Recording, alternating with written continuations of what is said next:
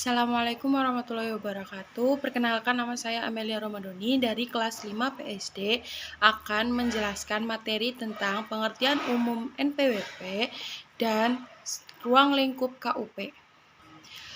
Pengertian NPWP. NPWP adalah singkatan dari nomor pokok wajib pajak, yaitu nomor yang diberikan pada wajib pajak untuk sarana dalam administrasi perpajakan sebagai tanda pengenal atau identitas diri dari wajib pajak dalam memenuhi hak dan kewajibannya. Selain itu, sebagai identitas wajib pajak, NPWP memiliki fungsi untuk menjaga ketertiban dan ketaatan pembayaran pajak serta pengawasan administrasi perpajakan wajib pajak. Karena semua dokumen tentang perpajakan memiliki ketertarikan dengan nomor NPWP.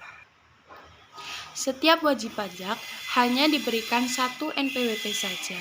Nomor NPWP terdiri dari 15 digit angka, 9 digit angka pertama merupakan informasi kode wajib pajak, dan 6 digit terakhir merupakan informasi kode administrasi.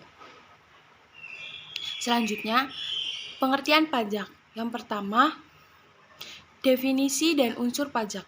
Definisi atau pengertian pajak menurut Prof. Dr. Rohmat Soematro, Sarjana Hukum, pajak adalah iuran rakyat kepada kas negara berdasarkan undang-undang yang dapat dipaksakan dengan tiada mendapat jasa timbal atau kontrastasi yang langsung dapat ditunjukkan dan yang digunakan untuk membayar pengeluaran. Dari definisi tersebut dapat disimpulkan bahwa pajak memiliki unsur-unsur. Yang pertama, iuran dari rakyat kepada negara. Yang berhak memungut pajak hanyalah negara. Iuran tersebut berupa uang, bukan barang. Yang kedua, berdasarkan undang-undang, pajak dipungut berdasarkan atau dengan kekuatan undang-undang serta aturan pelaksanaannya. Yang ketiga, tanpa jasa timbal atau kontraprestasi dari negara yang secara langsung dapat ditunjuk dalam pembayaran pajak, tidak dapat ditunjukkan adanya kontraprestasi individual oleh pemerintah. Yang keempat, digunakan untuk membiayai rumah tangga negara, yakni pengeluaran-pengeluaran yang bermanfaat bagi masyarakat luas. Yang kedua, fungsi pajak. Ada dua fungsi pajak, yaitu fungsi budgeter atau fungsi penerimaan. Pajak sebagai sumber dan dana bagi pemerintah untuk membiayai pengeluaran-pengeluaran negara, yaitu pengeluaran rutin dan pembangunan. Yang kedua, fungsi reguler atau fungsi mengatur. Pajak sebagai alat untuk mengatur atau melaksanakan kebijaksanaan pemerintah dalam bidang sosial dan ekonomi. Yang ketiga, pengelompokan pajak. Yang pertama, pajak langsung dan pajak tidak langsung. Yang kedua, pajak subjektif dan pajak objektif. Yang ketiga, pajak pusat dan pajak daerah. Yang keempat, jenis-jenis pajak.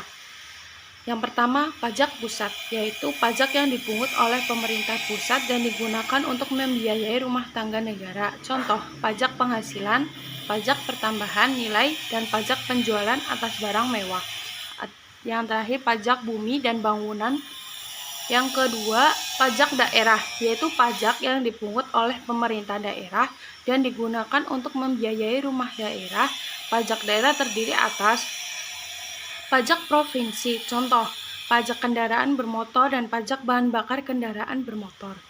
Yang kedua, pajak kabupaten atau kota, contoh, pajak hotel, pajak restoran, dan pajak hiburan. Yang kelima, tata cara pemungutan pajak. Yang pertama, asas pemungutan pajak. Ya, pertama, asas domisili, asas tempat tinggal. Yang kedua, negara berhak mengenakan pajak atas seluruh penghasilan wajib pajak yang bertempat tinggal di wilayahnya, baik penghasilan yang berasal dari dalam maupun luar negeri. Asas ini berlaku untuk wajib pajak dalam negeri. Yang ketiga, asas sumber. Yang keempat, negara berhak mengenakan pajak atas penghasilan yang bersumber di wilayahnya tanpa memperhatikan tempat tinggal wajib pajak. Yang kelima, asas kebangsaan.